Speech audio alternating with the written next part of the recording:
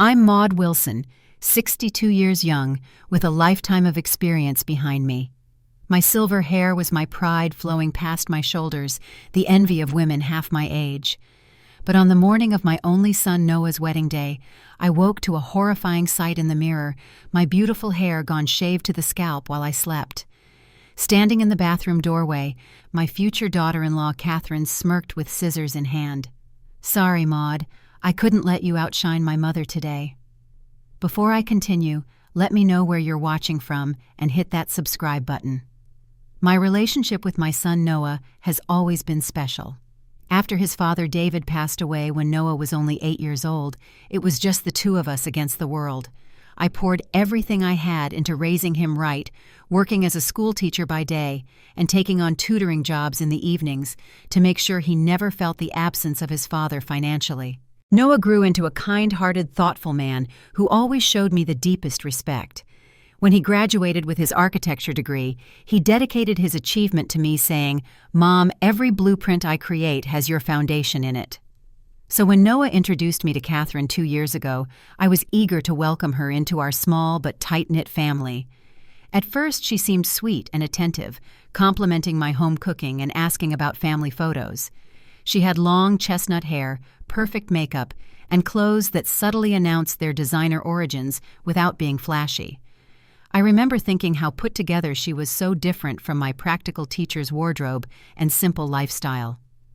"Mom, Catherine makes me so happy," Noah told me after their third date, his eyes bright with the kind of excitement I hadn't seen since he got his first architecture commission.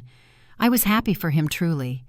But as months passed, I began noticing subtle changes in Catherine's behavior.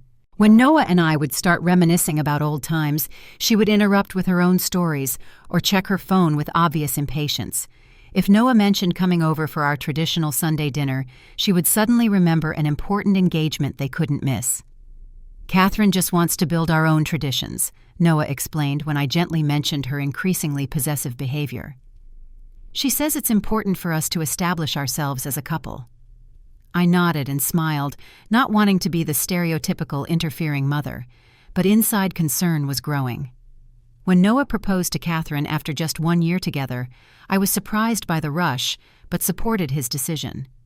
Catherine immediately began planning an extravagant wedding, something that seemed at odds with Noah's more modest sensibilities. I soon learned that Catherine came from money. Her father Thomas was a prominent surgeon, and her mother Diane, a well-known socialite in Boston circles. Their wealthy background made my teacher's pension and modest suburban home seem quaint by comparison. I tried repeatedly to bond with Catherine during the wedding planning. "I'd love to help with the flower arrangements," I offered one day. "I used to do them for school functions and—" "Oh, that's sweet," Catherine interrupted with a tight smile.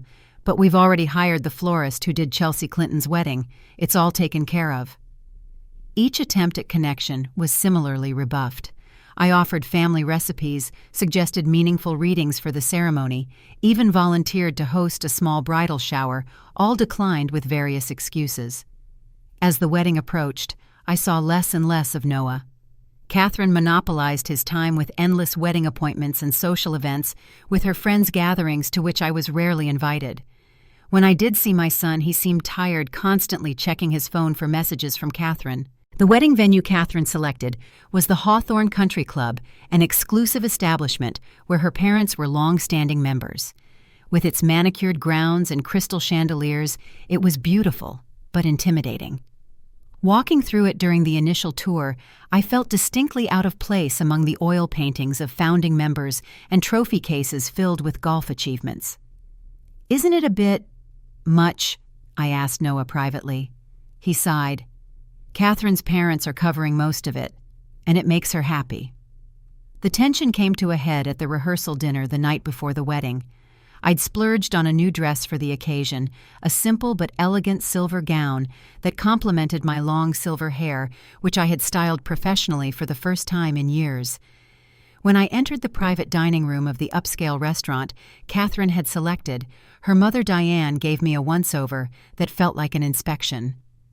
"Maud, how festive you look tonight," she said, emphasis making it clear this wasn't entirely a compliment. Diane herself wore a designer dress in a subdued navy that probably cost more than 3 months of my pension. Throughout dinner, I noticed Catherine and Diane exchanging glances whenever I spoke. Later, while returning from the restroom, I overheard them in the hallway.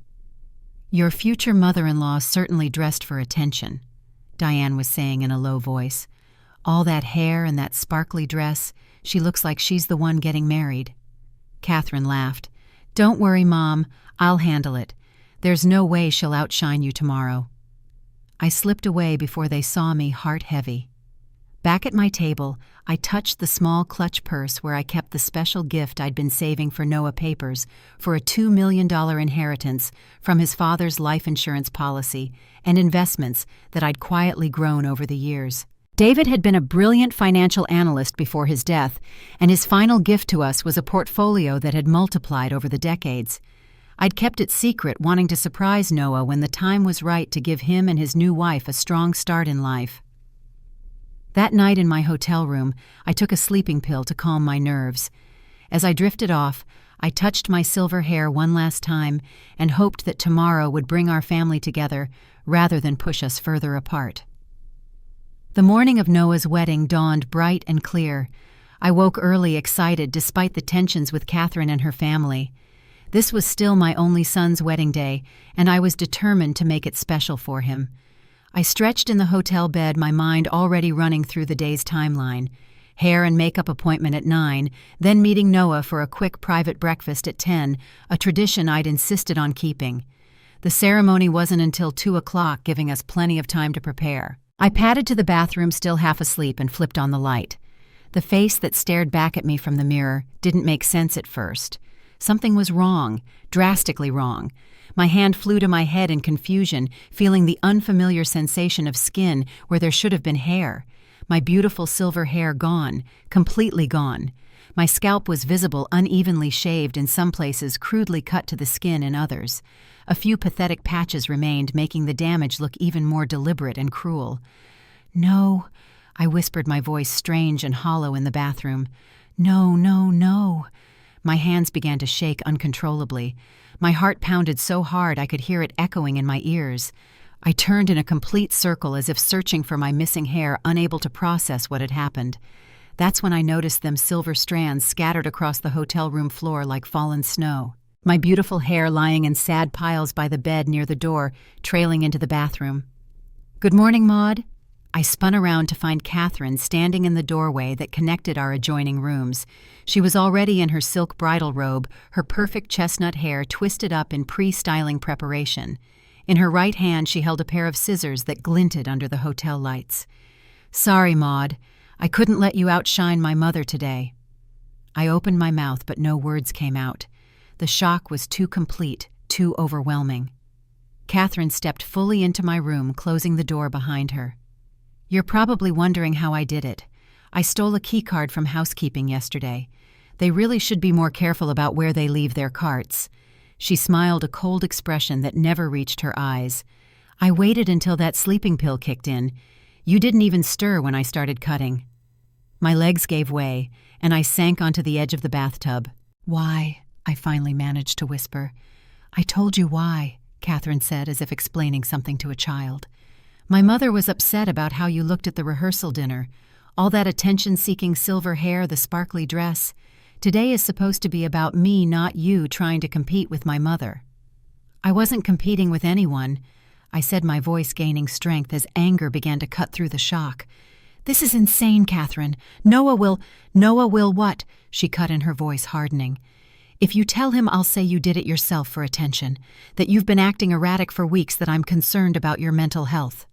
Her expression turned sympathetic, a perfect act.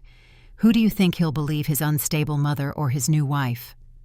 The calculated cruelty of it struck me like a physical blow. This wasn't a momentary lapse in judgment or a drunken mistake. She had planned this, executed it while I slept, and prepared her defense in advance. "The wedding is in 5 hours," I said, reality crashing down on me. "What am I supposed to do?" Catherine shrugged, already turning to leave. "Not my problem. Wear a hat or don't come. Honestly, Noah might be relieved." She paused at the door. "Oh, and Maud, if you make a scene today, I'll make sure Noah never speaks to you again." The door clicked shut behind her, leaving me alone with my reflection and the scattered remains of my hair. Panic set in as I realized the full implications of what had happened. I couldn't hide this. A scarf might cover it, but everyone would know something was wrong. And the wedding photos, those would be eternal reminders of this humiliation. I frantically called the hotel salon, only to be told they were fully booked for a convention and had no openings. When I desperately asked about wigs, the sympathetic receptionist informed me they didn't stock them, and the nearest specialty shop was a 2-hour drive away. I sank to the floor of the bathroom surrounded by the silver strands of my hair and finally allowed the tears to come.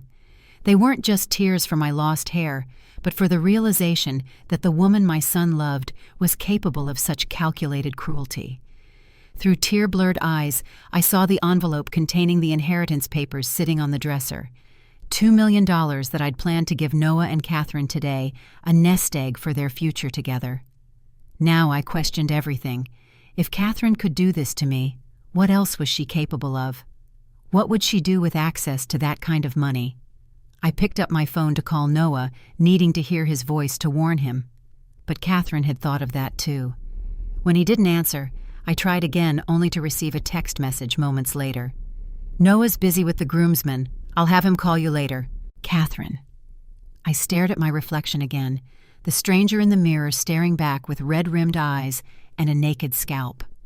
In 5 hours, I was supposed to watch my only son get married to a woman who had just revealed herself to be a monster.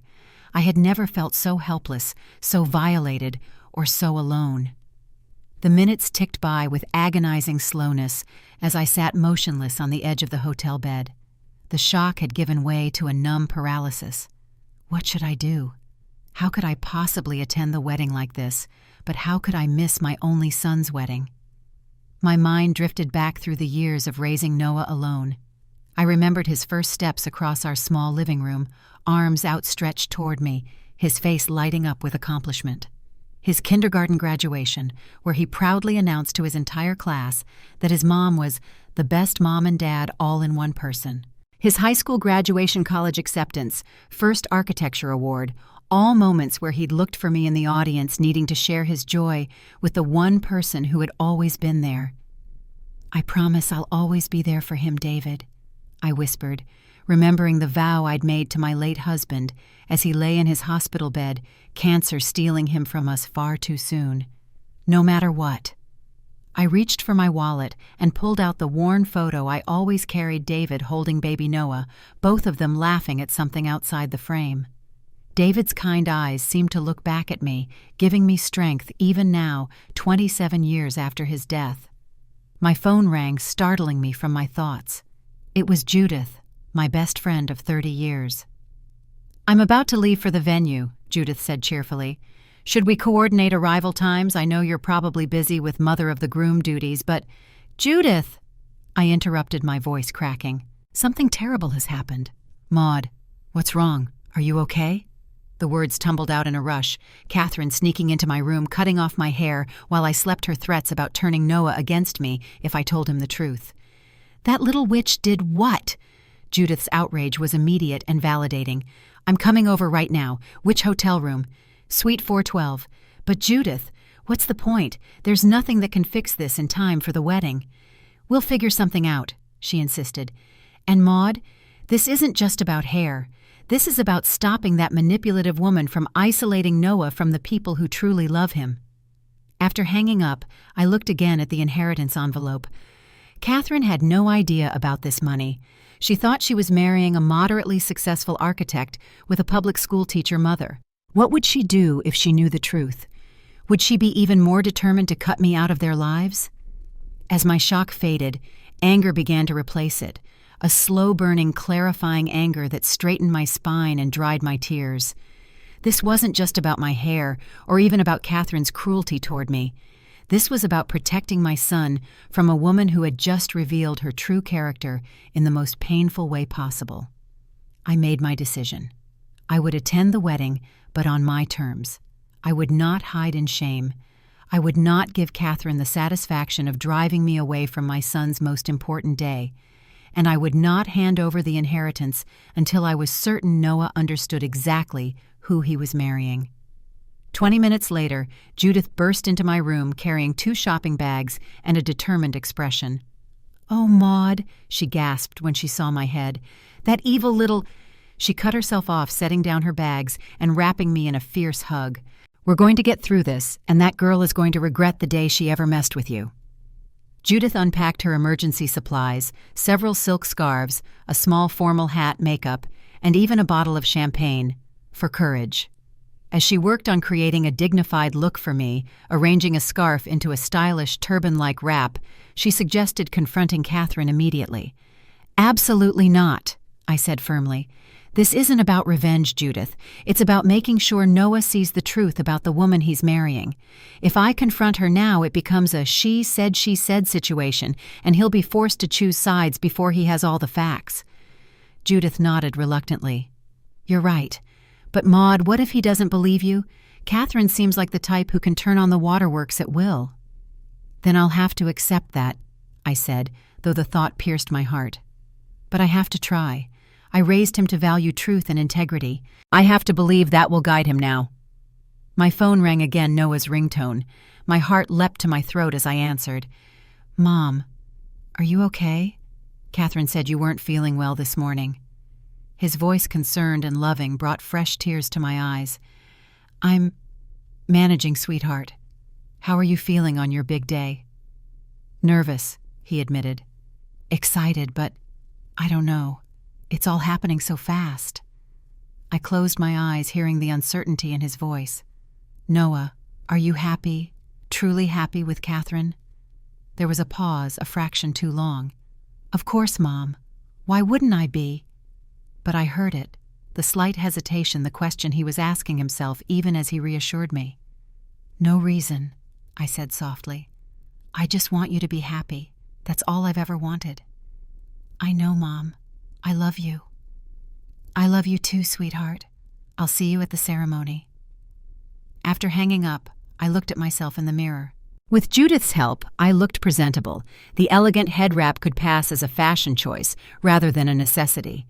But underneath, I was forever changed, not just by the loss of my hair, but by the loss of the illusion that my son was marrying someone worthy of him. "Let's go," I said to Judith, picking up the inheritance envelope and placing it in my purse. "We have a wedding to attend." The Hawthorne Country Club looked like something from a wedding magazine as we pulled up white roses twined around the entrance pillars, elegant signage directing guests to the garden ceremony valets in crisp uniforms opening car doors. Under different circumstances, I would have been taking mental photographs to savor later. Now every detail felt like part of an elaborate stage set for the most difficult performance of my life. "Ready?" Judith asked, squeezing my hand as we walked up the steps. I nodded, adjusting my silk head wrap one last time. "As I'll ever be." The moment we entered the pre-ceremony gathering area, I felt the stares. Hushed whispers followed in our wake as guests who had seen me at the rehearsal dinner just yesterday noticed my dramatically changed appearance. The head wrap, though elegant, couldn't disguise the fact that something drastic had happened. "Maud, what on earth happened to your hair?" Diane, Catherine's mother, materialized in front of us, her voice loud enough to draw even more attention. She wore a designer pale blue dress that probably cost more than my monthly pension, her own hair professionally styled in an elaborate updo. "Ask your daughter," I replied quietly but firmly. Diane's perfectly made-up face registered confusion, then dismissal. "I'm sure I don't know what you're talking about." Her eyes narrowed. "If you're trying to create some drama on Catherine's special day—" "I believe it's Noah's special day too," Judith interjected coldly. "And if anyone's created drama, it wasn't Maud." Before Diane could respond, a commotion near the door drew everyone's attention. Noah had arrived with his groomsmen. My heart clenched at the sight of my handsome son in his tuxedo, looking so much like his father had on our wedding day. Our eyes met across the room, and I saw the moment of confusion as he registered my appearance. His brow furrowed, and he started to move toward me, only to be intercepted by Catherine, who suddenly appeared in her silk robe, technically not letting him see her dress before the ceremony. "Noah, "You can't be in here yet. It's bad luck," she exclaimed, physically turning him around and guiding him back toward the door.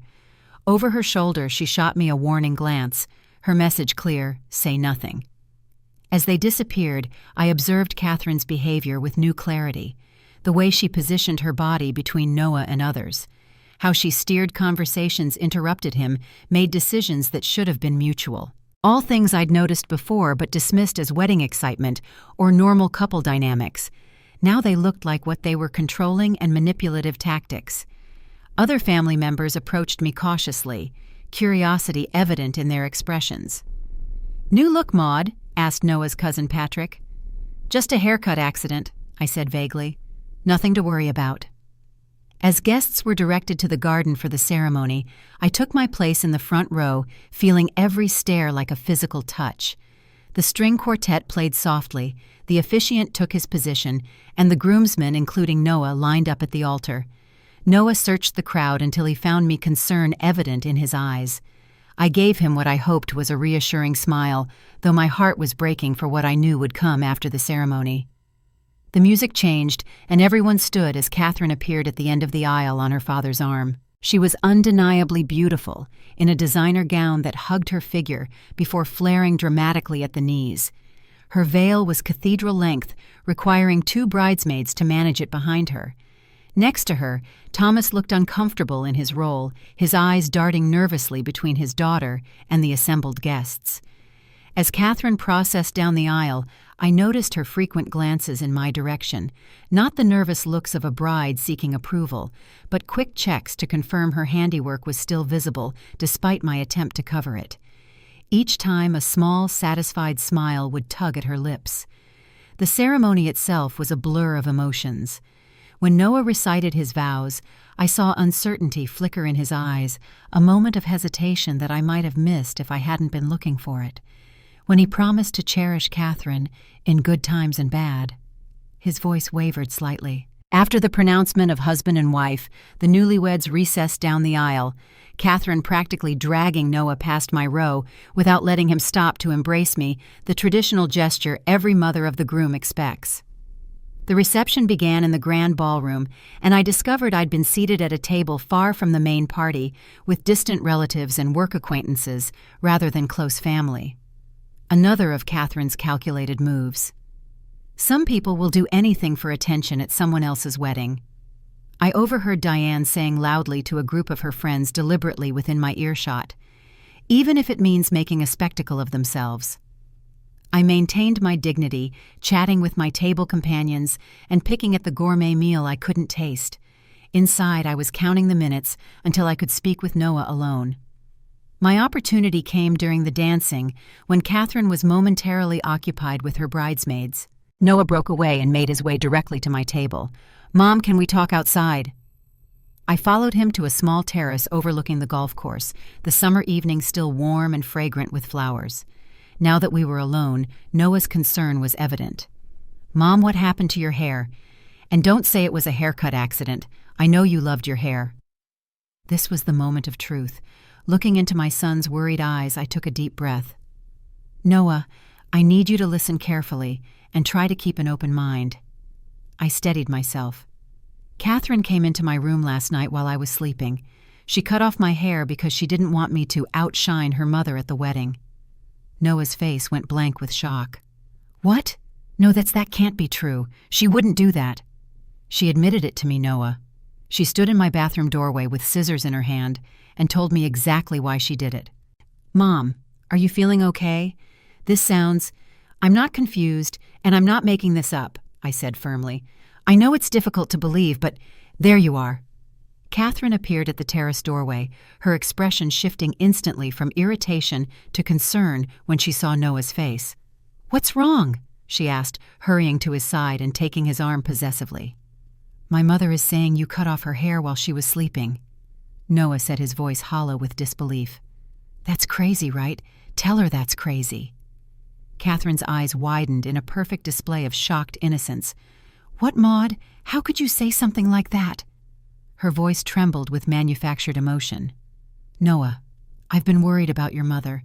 She's been acting strangely ever since we got engaged, but this This is beyond concerning. I'm telling the truth, I said quietly, looking directly at Noah. Ask her how she knows which sleeping pill I take. Ask her why there was hair all over my hotel room floor this morning. She's obviously not well, Catherine said to Noah, ignoring me completely. First the attention-seeking haircut, and now these accusations. I think the stress of the wedding has been too much for her. The stress of the wedding, I repeated, fighting to keep my voice steady. Catherine, you threatened me. You said if I told Noah what you did, you'd convince him I was mentally unstable. See what I mean? Catherine turned to Noah, tears now spilling conveniently down her cheeks. She's trying to ruin our wedding day with these horrible accusations. Why would I do something so cruel? What would I possibly gain from cutting her hair? Noah looked torn, his eyes moving from his new wife to his mother, clearly struggling to make sense of the situation. You said you did it so I wouldn't look prettier than your mother, I stated plainly. Those were your exact words. Catherine laughed a brittle sound. That's absurd, Noah. You can't possibly believe this. Then how do you explain this? I carefully unwrapped the silk scarf, revealing my unevenly shaved head in the terrace lights. Noah gasped, the color draining from his face. I don't know how she did that to herself, Catherine insisted, but I had nothing to do with it. I was with you all night. Not all night, Noah said slowly, a new note of suspicion in his voice. You said you went to check on the flower arrangements at 2 a.m. You were gone for almost an hour. Catherine's composure slipped for just a moment. It didn't take that long. And anyway, how would I even get into your mother's room? I never mentioned which room I was staying in, I said quietly. How did you know how to find me, Catherine? The slip was small but damning. Catherine's eyes darted between us, her mind visibly racing for an explanation. I just assumed you were in the family block, she stammered. Look, this is ridiculous. Your mother clearly has some issues she needs to work through, and she's choosing our wedding day to act out. The key card, Noah said suddenly. You borrowed my master key card last night. You said you needed it because you'd locked yourself out of the bridal suite. Something in Catherine's expression changed, a hardening, a calculation, a momentary dropping of the mask. Fine, she snapped, her sympathetic tone vanishing. You want the truth? Your mother was planning to upstage me and my family at my wedding. You saw her at the rehearsal dinner, all that silver hair styled like she was the main attraction, that sparkly dress. My mother was upset, and I couldn't let that happen again on the actual day. The silence that followed her admission was deafening. Noah stared at his new wife, as if seeing her for the first time, horror dawning in his eyes. You actually did it, he whispered. You cut off my mother's hair while she was sleeping because you were jealous of how she looked. Catherine seemed to realize her tactical error. Her face crumpled into tears again. I didn't mean to hurt anyone. I was just trying to protect my mom's feelings. You know how emotional she gets. And your mother has been so difficult throughout the wedding planning, always trying to change things, insert herself where she wasn't wanted. But it was too late. The truth had slipped out, and no amount of tears could mask it now.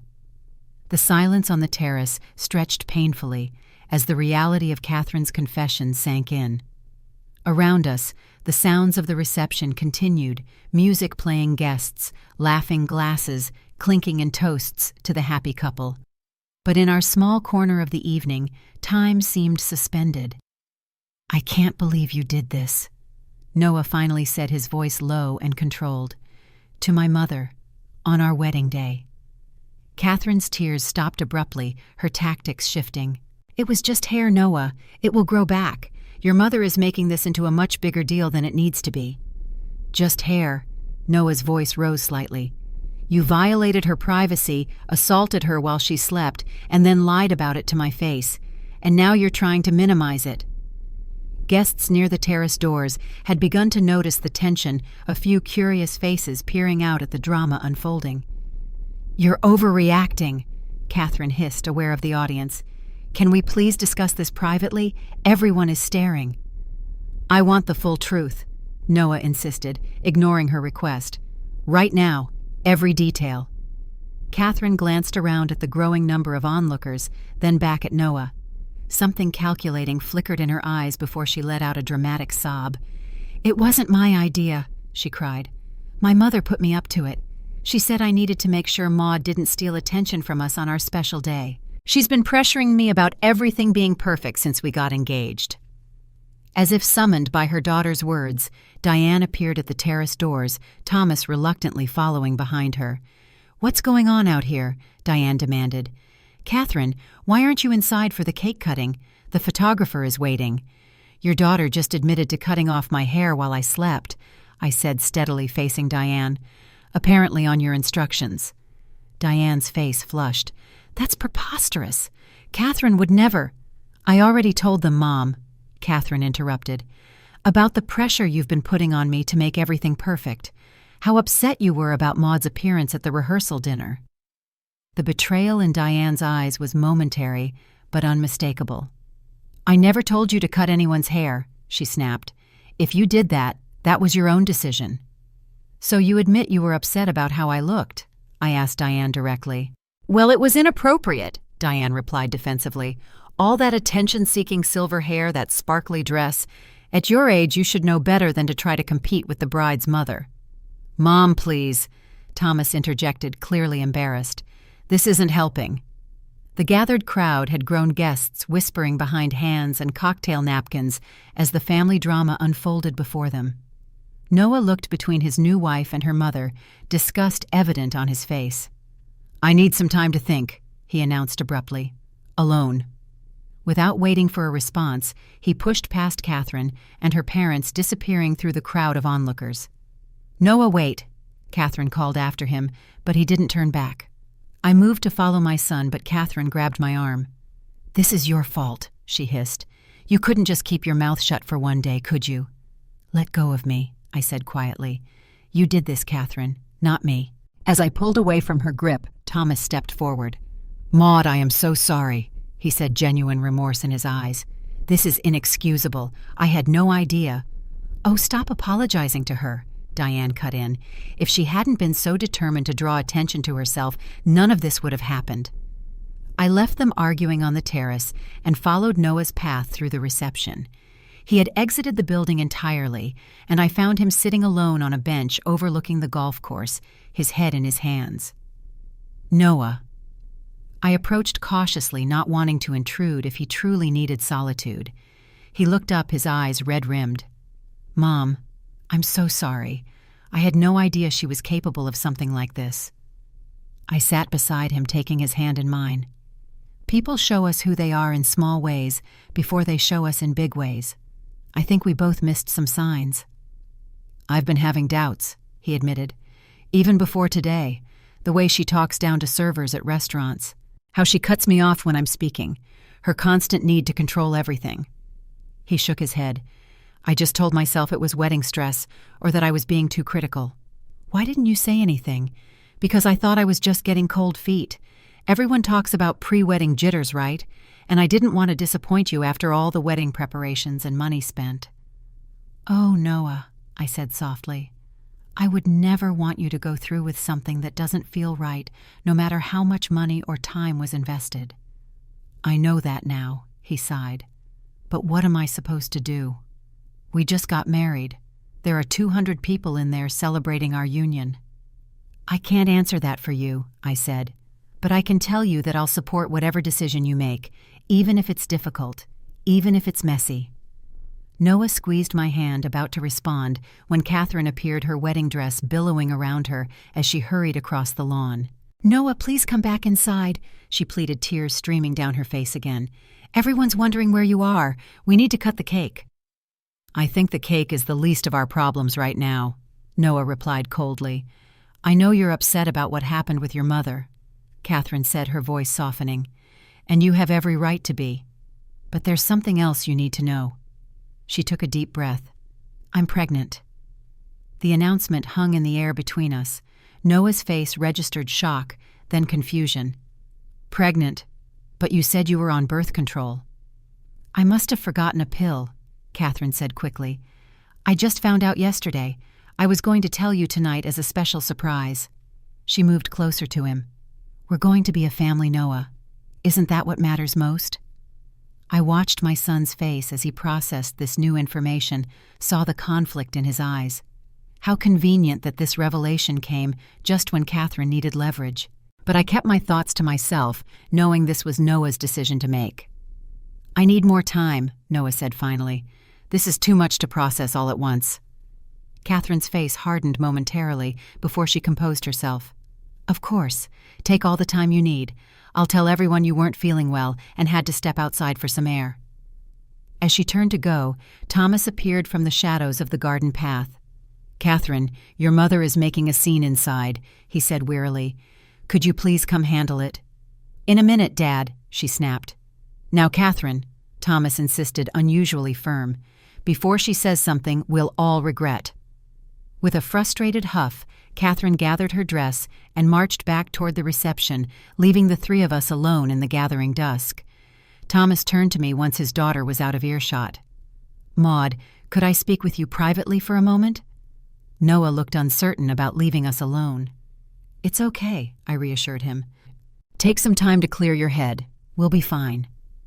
Once Noah had walked a little distance away, Thomas spoke quietly. "I want you to know that I had no idea what Catherine did to you. If I had, I would have stopped it." "Thank you," I said, though the words felt inadequate for the situation. "But I should also tell you—" He hesitated, looking uncomfortable. "This isn't the first time Catherine has done something like this." "What do you mean?" Thomas sighed heavily. "In college, she became obsessed with her roommate's boyfriend. When the girl won a prestigious internship that Catherine wanted, Catherine cut up all her interview clothes the night before her final interview." He rubbed his forehead tiredly. "We paid a lot of money to make that go away. And there have been other incidents over the years. Nothing this extreme, but concerning behaviors." I processed this new information, the pieces falling into place. "Why didn't you warn Noah?" "I thought she'd changed," Thomas said, genuine regret in his voice. "She's been in therapy and things seemed better. And to be honest, I was just relieved that she'd found someone as kind and grounded as your son. I hoped he would be a stabilizing influence." Inside the reception hall, the wedding planner had taken control, announcing to the guests that the evening would continue as planned, despite the brief family matter that needed attention. "I should get back," Thomas said reluctantly. "For what it's worth, Maud, I am truly sorry. And if there's anything I can do to make this right—" As he walked away, I sat alone on the bench, the inheritance documents still in my purse. $2 million that could now become a weapon in the hands of someone who had just shown exactly who she was. Noah returned his expression more resolved than before. "I've made a decision," he said. "I can't just walk away from a marriage I entered into legally, especially with a child potentially involved. But I also can't pretend this didn't happen." "What are you going to do?"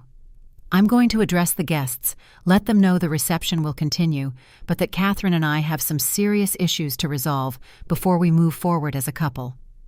His jaw tightened. "I won't lie or put on a show just to save face. That's what her family does, not ours." I felt a surge of pride despite the painful circumstances. My son had grown into a man of integrity, unwilling to compromise his values, even when it would be easier to do so. "I'll support whatever you decide," I told him. "Just remember that you deserve someone who values honesty and kindness as much as you do." Noah nodded, then straightened his shoulders and walked back toward the reception. I followed at a distance, watching as he took the microphone from the band leader and addressed the room of confused guests. "I want to thank everyone for being here today," he began, his voice steady. "Catherine and I appreciate your love and support. The reception will continue as planned, but I want to be transparent with all of you, especially those who have traveled far to be here. Catherine and I have some significant issues we need to resolve before we can truly begin our life together." Murmurs rippled through the crowd. Catherine stood frozen near the cake table, her face a mask of fury and embarrassment. "I believe in honesty," Noah continued, "and I won't pretend everything is perfect when it isn't. I hope you understand." As he stepped away from the microphone, I saw Catherine's parents converging on him, Diane hissing something about humiliating their daughter publicly, while Thomas looked resigned to the drama. "If you don't fix this immediately," I overheard Diane threatening, "we'll cut Catherine off financially." Is that what you want? For your new wife to have nothing? Noah looked genuinely confused. I thought your family was well off. Catherine said, "We maintain appearances," Thomas cut in quietly. "But the truth is, we've been in debt for years. The country club membership, the designer clothes, this wedding, it's all been financed on credit and loans." The revelation seemed to stun Noah as much as it did me, eavesdropping from nearby. Catherine had created a narrative of wealth and social standing that apparently didn't exist, and now I understood another possible motive for her interest in Noah, his stable career and promising future. My hand went to my purse, feeling the envelope containing the inheritance paperwork. I'd almost given Catherine access to $2 million today. The thought made me shudder. As the band resumed playing and guests awkwardly returned to their celebrations, I watched Noah and Catherine having an intense whispered argument near the gift table. Her gestures were animated, his posture rigid. Whatever was being said, it was clear that the fairy tale wedding had revealed itself to be anything but a happy ending. 1 week after the wedding disaster, I sat in my living room, a colorful scarf wrapped around my head. Outside, summer was in full bloom, but I'd barely noticed the season changing. My world had narrowed to phone calls with Noah, quiet days at home, and the slow process of coming to terms with what had happened. The doorbell rang, pulling me from my thoughts. I opened the door to find Noah standing there, dark circles under his eyes, and a weariness in his posture I'd never seen before. "Can I come in?" he asked. "Of course, sweetheart." I stepped aside, noting the absence of his wedding ring. "Have you eaten? I can make you something." "I'm not hungry," he said, dropping onto the couch where he'd spent so many hours growing up. "Mom, I need to talk to you." I sat beside him, giving him space but close enough to touch his hand if needed. "I'm listening." "First, I need to apologize." Noah began meeting my eyes directly. "I should have believed you immediately. There were so many red flags with Catherine and I ignored all of them." "You were in love," I said gently. "We all want to see the best in the people we care about." "That's just it," he sighed. "I don't think I was in love. Not really. I was in love with who I thought she was, with the person she pretended to be when we first met. Looking back, I can see how she changed once she felt secure in the relationship." "What's happening now?" I asked carefully. "Catherine's in therapy. That was my condition for not filing for annulment immediately." He ran a hand through his hair, a gesture so like his father it made my heart ache. "Her parents are paying for it, apparently, the one thing they're willing to spend real money on now that their family's reputation is at stake. And the pregnancy..." Noah's jaw tightened. "There was no pregnancy. Another lie, another manipulation." I wasn't surprised, but hearing it confirmed still made me angry on my son's behalf. "I'm so sorry, Noah." "Don't be," he said firmly. "I'm the one who should be sorry. What she did to you was unforgivable, and I should have taken action immediately." "You were in shock. We all were." "Still, you raised me better than that." He took my hand. "How are you doing, really?" I touched my scarf-covered head self-consciously. "I'm getting there. It's just hair. It will grow back." "It's not just hair, Mom. It was a violation. A cruel, calculated act meant to hurt and humiliate you." Noah's voice cracked. "And she did it because she knew hurting you would hurt me." I squeezed his hand, seeing the pain in his eyes. "I'm going to be fine, Noah. I'm more worried about you." "I've moved back to my apartment," he told me. "I'm focusing on work. The Peterson project is keeping me busy. They want to expand the original design to include more sustainable elements." We sat in comfortable silence for a moment, the afternoon sun streaming through the window. Outside, a neighbor's dog barked a reminder that life continued its ordinary rhythm despite extraordinary events. "Have you spoken to Catherine since?" I finally asked. "Only through our lawyers." Noah's expression hardened. "She's called me dozens of times, left tearful voicemails about how sorry she is, how therapy is helping her understand her issues. But I can't trust anything she says now." My phone buzzed with an incoming text. I glanced at it briefly. Catherine's name on the screen for the 20th time that week. "She's been contacting you too?" Noah asked, noticing my reaction. I nodded. "I haven't responded. I'm not ready to speak with her yet." "You don't owe her forgiveness, Mom." "I know. I said thoughtfully. But someday, for my own peace, I might choose to forgive her. Not for her sake, but for mine. Just not yet. Noah looked around the living room, his eyes landing on the photos that chronicled our life together. His childhood soccer games, high school graduation, college acceptance, first architecture award. A life documented in silver frames with one constant, my presence beside him, my hair a silver crown in the more recent photos. Judith's been amazing through all this, I told him, changing the subject. She's taken me shopping for scarves, convinced me to try new makeup techniques. She says I should see my bald head as a badge of courage. Aunt Judith always did have a way with reframing things. Noah smiled faintly. Is she still trying to set you up with her divorced brother-in-law? Some things never change. I laughed, though I've told her I'm perfectly content on my own. I'd begun to venture out more in the past few days, initially nervous about being seen without my hair, but gradually finding confidence in the supportive smiles of friends and neighbors. The local coffee shop owner had even offered me free lattes for a month after hearing what happened. Good karma to balance out the bad, she'd explained. Our conversation was interrupted by another ring of the doorbell. Noah and I exchanged glances of surprise. I wasn't expecting any other visitors. When I opened the door, Thomas Madison stood on my porch, looking uncomfortable in casual clothes rather than the formal wear I'd seen him in before. "Maud?" He nodded politely. "I hope I'm not interrupting. I wanted to speak with you if that's all right." I hesitated, then stepped aside to let him in. Noah stood as his almost father-in-law entered, his posture stiff with unresolved anger. "Noah," Thomas acknowledged. "I didn't know you'd be here." "Why are you here, Thomas?" I asked directly. Thomas ran a hand over his thinning hair, a nervous gesture. "To apologize properly. What Catherine did was inexcusable, and while I wasn't directly involved, I feel responsible." He turned to Noah. "I should have warned you about her history, about the patterns of behavior we've seen before. You knew she was capable of something like this." Noah's voice was tight with controlled anger.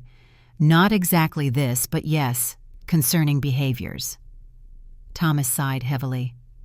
"We've tried therapy specialists, even a brief hospitalization in her teens. Diane always insisted we keep it quiet, maintain appearances. Family business stays in the family, she always said. While you were keeping your family business private, your daughter was cutting off my hair while I slept," I pointed out. Thomas winced. "I know. There's no excuse." He looked at Noah. "Diane and I are separating. After everything that happened at the wedding, I finally realized I've been enabling her controlling behavior for decades, and by extension Catherine's as well." This unexpected news hung in the air between us. I found myself feeling a surprising flicker of sympathy for Thomas, who suddenly seemed older and more vulnerable than the successful surgeon I'd met at the rehearsal dinner. "Catherine and Noah are separating too," I said quietly. Thomas nodded. "I expected as much. For what it's worth, I think it's the right decision." He turned to Noah. "She needs help that you can't provide, and you deserve better than what she's capable of giving right now." The conversation was interrupted by my phone buzzing yet again. Catherine's name flashed on the screen. "She's persistent," Thomas remarked. "She's been calling me constantly, too," Diane answers. "Sometimes I think she still believes they can salvage Catherine's image, somehow make this all go away with the right words or enough money." After Thomas left, Noah and I sat in the kitchen, sharing the lasagna I'd made the day before. Our conversation turned to lighter topics: his work, my volunteer activities at the local library, plans for the fall. "I've been thinking," Noah said as he helped me wash the dishes afterward, "about taking some time off, maybe travel a bit, clear my head." "That sounds like a wonderful idea," I replied, drying a plate. "Where would you go?" "I always wanted to see Italy. The architecture, the history Dad talked about wanting to take us there someday, remember?" I smiled, remembering David's dreams of European travel that cancer had cut short. "I remember. He wanted to sketch the Duomo in Florence." Noah leaned against the counter, a wistful expression on his face. "What do you think about coming with me? Just for a couple of weeks. We could see Florence, Rome, Venice." The invitation surprised me. "Are you sure? Wouldn't you rather go with friends your own age?" "Mom, after everything that's happened, I've realized how important our relationship is. and I think we both could use a fresh perspective." He smiled. "Besides, who else would appreciate the architecture as much as you? You're the one who taught me to look up at buildings when everyone else just walks by." The thought of traveling to Italy, a dream I'd set aside when David died and single motherhood became my focus, brought unexpected tears to my eyes. Maybe it was time to revisit some of those old dreams, to create new memories in places I'd only imagined visiting. As Noah prepared to leave, he paused at the door. "Oh, I almost forgot to tell you. Catherine's pregnancy test was false, another manipulation just to keep me from leaving." Though I'd suspected as much, having it confirmed still took me aback. "How did you find out?" "She admitted it yesterday when I met with her and the lawyers." His expression darkened. "That was the final straw for me. I'm filing for annulment next week." I hugged my son tightly, feeling his strength and resilience despite everything he'd been through. "I'm so proud of you, Noah, for standing up for what's right, even when it would have been easier to pretend everything was okay." After he left, I stood in my quiet house, my hand unconsciously touching my scarf-covered head. In the hallway mirror, I caught sight of my reflection, a woman I was still getting to know, stripped of what I'd thought defined me, yet somehow more authentically myself than before. 6 months after the wedding that wasn't, I stood in front of my bathroom mirror, running my fingers through my short silver hair. It had grown back in a stylish pixie cut that framed my face in a way my long hair never had. Several inches of growth now covered my once bare scalp, the silver strands catching the morning light. "Not bad for a woman in her 60s, I murmured to my reflection, applying a light touch of lipstick. I'd never been one for heavy makeup, but since the incident, I'd found a new appreciation for the small rituals of self-care that made me feel polished and confident. My phone chimed with a text from Noah. "Flight confirmed for May 15th, 2 weeks in Italy. Better start practicing your Italian." I smiled, typing back, "Buongiorno is about the extent of my Italian vocabulary, but I'm working on it." The annulment had been finalized 3 months ago, a merciful conclusion to the brief, tumultuous marriage. Noah had thrown himself into his work, expanding his architectural practice to focus on sustainable design projects. The dark circles under his eyes had faded, and the tension in his shoulders had gradually released as legal proceedings concluded, and Catherine moved to Boston to live with her mother. I picked up the framed photo on my dresser, Noah and me, on the steps of the county courthouse after the annulment was granted, both of us smiling with relief and newfound freedom. My short hair was just starting to grow in then, and I'd worn a colorful scarf wrapped around my head, a style I'd come to embrace rather than hide behind. Downstairs, I prepared for the small dinner gathering I was hosting that evening. Noah was coming along with Judith and, surprisingly, Thomas Madison. After his separation from Diane became permanent, Thomas had made efforts to apologize properly for his family's behavior. Initially skeptical, I'd gradually come to see him as a decent man who had spent decades under the influence of a controlling wife, much as Noah had nearly been trapped in a similar dynamic with Catherine. The doorbell rang at precisely 6 o'clock. I opened it to find Noah holding a bottle of wine and a small wrapped package. "Early birthday present," he explained, handing me the package. "I couldn't wait until next week." I unwrapped it to find a small, leather-bound travel journal with my initials embossed on the cover. "For our Italy trip," Noah said, "to document everything." Judith arrived next, breezy and affectionate, as always complimenting my hair and the smell of lasagna baking in the oven. "That pixie cut takes years off you," she declared, kissing my cheek. "You should have gone short decades ago." Thomas arrived last, slightly awkward, but carrying a bouquet of spring flowers. "I remembered you mentioned liking tulips at the rehearsal dinner," he explained, handing them to me. The dinner was surprisingly comfortable, the 4 of us finding common ground in conversations about travel books and Noah's latest architectural project, a community center built entirely with sustainable materials. After dessert, when Judith was helping me clear dishes and Thomas was engaged in a discussion with Noah about Italian Renaissance architecture, I slipped into the study to retrieve the envelope I'd kept secure all these months. The inheritance papers that Catherine had never known about, the $2 million that would now be used as it was intended to give Noah a solid foundation for his future. "I have something for you," I told Noah when I returned to the table, "something I've been saving for the right time." His confusion turned to shock as he opened the envelope and saw the financial statements and legal documents inside. "Mom, what is this $2 million how?" "Your father was always good with investments," I explained. "The life insurance policy he left was modest, but over the years I followed his advice and grew it. I've been keeping it for you, waiting for the right moment to help you start the next chapter of your life." Noah stared at the papers, then at me. "You've had this all this time, even during the wedding." "I was going to give it to you and Catherine as a wedding present," I admitted. "I had the envelope in my purse at the reception, but after what happened—" "You kept it," he finished, understanding dawning in his eyes. "You protected it from her." "I wasn't sure what the right thing to do was," I said honestly, "but I knew I needed to wait until things were clearer." $2 million, Noah repeated, still processing the information.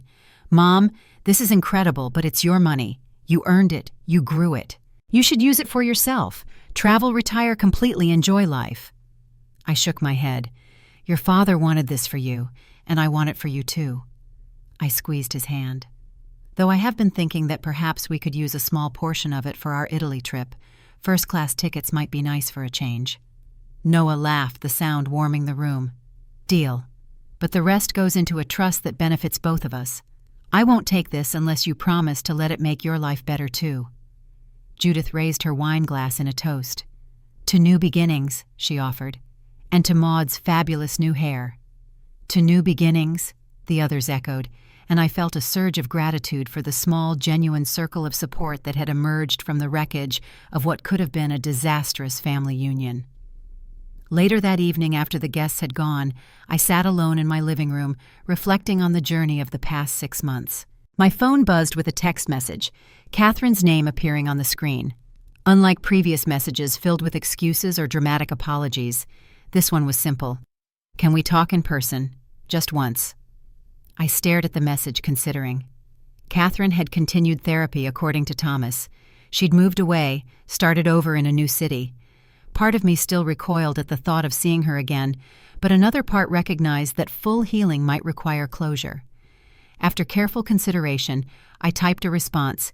"Tuesday, 2 p.m., the coffee shop on Maple Street." Setting boundaries while allowing for the possibility of resolution felt like the right balance. The next morning brought unseasonably warm spring weather. I decided to walk to the park, something I'd been doing more frequently as the weather improved. My new routine included less time hiding at home and more time engaging with the world around me. At the park entrance, I hesitated briefly before removing my scarf, letting my short silver hair catch the sunlight. 6 months ago, I would have felt naked, exposed, humiliated without my long hair to hide behind. Now I walked with my head high, receiving compliments from acquaintances on my bold new look. "Love the haircut, Maud, so chic. That style really suits you. I wish I had the courage to go that short." Each comment reinforced what I'd gradually come to understand, that my appearance didn't define my worth, that change, even when forced upon us cruelly, can sometimes lead to unexpected freedom. The meeting with Catherine happened as scheduled. She appeared at the coffee shop looking thinner, more subdued, without the polished perfection I remembered. Her designer clothes had been replaced with simple jeans and a sweater, her makeup minimal. "Thank you for meeting me," she said, her voice lacking the confident edge I remembered. "You wanted to talk," I replied neutrally. "I'm listening." Catherine took a deep breath. "I've been in intensive therapy, twice a week for 6 months. It's helping me understand why I did what I did, not as an excuse, but as a way to make sure I never do anything like that again." I nodded, but remained silent, waiting for her to continue. "What I did to you was unforgivable," she said, meeting my eyes directly for perhaps the first time without calculation behind her gaze. "I violated your privacy, your dignity, and your trust in the most personal way. I'm not asking for forgiveness. I don't deserve it. I just wanted you to know that I understand now how deeply wrong my actions were." Her apology seemed genuine, lacking the dramatic tears and deflection that had characterized her previous attempts at reconciliation. Still, I measured my response carefully. "Thank you for saying that," I said finally. "I appreciate that you're getting help." "My therapist says I have narcissistic tendencies inherited from my mother and enabled by my father," Catherine continued. Understanding that doesn't excuse my behavior, but it helps me recognize patterns so I can break them. We talked for nearly an hour, a strange, raw conversation between two women connected by a moment of cruelty and its aftermath. By the end, I felt something shift within me, not forgiveness exactly, but a loosening of the anger I'd carried. "I don't hate you, Catherine," I told her as we prepared to leave. "I hope you find happiness and health, but I also hope you understand why you can't be part of our lives anymore." She nodded, tears in her eyes, but not falling. "I understand. Thank you for hearing me out. And Maud, your hair looks really beautiful like that. It suits you." As I watched her walk away, I realized the truth in the old adage that forgiveness benefits the forgiver more than the forgiven. The weight of anger I'd carried had lightened, not for Catherine's sake, but for my own. The weeks that followed brought more healing. Noah and I finalized plans for our Italy trip, a 2-week journey through the country his father and I had always dreamed of visiting. With a portion of the inheritance money, Noah established a new architectural firm focused exclusively on sustainable, community-centered projects. I channeled some of the funds into starting a support group for women navigating difficult family dynamics, creating a space where stories like mine could be shared without judgment. To my surprise, these gatherings in my living room every other week became a source of profound connection and healing, not just for the women who attended, but for me as well. Noah began dating again cautiously. The woman he mentioned most often in conversation, a landscape architect named Julia, who specialized in native plant restoration, seemed to value the same things he did: integrity, purpose, authenticity. One evening, as I prepared for our weekly dinner together, I caught sight of myself in the hallway mirror.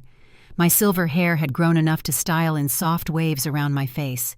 I barely recognized the woman who had once defined herself by hair that reached past her shoulders, not because I looked so different externally, but because I felt so different internally. The doorbell rang, and I opened it to find Noah, and to my surprise, Thomas, who had become an unexpected friend through the shared experience of emerging from controlling relationships. "Hope you don't mind an extra dinner guest," Noah said. We ran into each other at the coffee shop and got talking about the community center project. "Thomas has some interesting connections with sustainable building suppliers," Noah explained as we settled in the living room. "He's been incredibly helpful with the new firm." The easy conversation, the sense of building something new from the ashes of what had been lost, filled my home with a warmth I hadn't expected to find again after the wedding disaster. Later that evening, my living room filled with women from my support group, a retired nurse whose adult daughter had cut her off from her grandchildren, a young woman navigating a difficult relationship with her mother-in-law, others with their own unique stories of family complexity. We shared coffee stories, and the kind of honest laughter that comes after tears have been shed and truths have been spoken. Looking around at these women who had become an unexpected community, I realized how much my definition of family had expanded. It wasn't just about blood relations or legal ties, but about who stood beside you when you were at your most vulnerable, who celebrated your resilience, who witnessed your rebirth. Sometimes losing what you think defines you reveals who you truly are. I shared with the group as we closed our meeting. My hair grew back, but it was my backbone that mattered more. As the women gathered their things to leave, one of the newer members, a woman about my age with a similar short silver haircut, paused beside me. "I came here thinking I needed strategies for handling my difficult daughter-in-law," she confessed. "But I'm leaving with something more valuable: permission to stand in my own truth, even when it would be easier to keep the peace." Her words echoed in my mind long after everyone had gone, as I tidied the living room and prepared for bed. The inheritance that would take Noah and me to Italy next month, that was funding his ethical architecture practice, that had allowed me to start this support group, it was valuable, certainly. But the true inheritance I discovered this year was the strength that had always been within me, waiting for circumstances to reveal it. I'm not grateful for what Catherine did. The violation remains inexcusable. But I am grateful for what emerged from that painful experience: a closer relationship with my son, a clearer understanding of my own resilience, and the discovery that family isn't just who we're related to, but who truly supports us when we're at our most vulnerable. Have you ever experienced a moment that forced you to redefine yourself? A time when something you thought was devastating actually freed you to become more authentically yourself. I'd love to hear your stories in the comments below. And if this story resonated with you, please hit that like button and subscribe to hear more real-life journeys of resilience and rebirth. Thank you for listening, and remember, sometimes our greatest strength emerges precisely when we feel most vulnerable.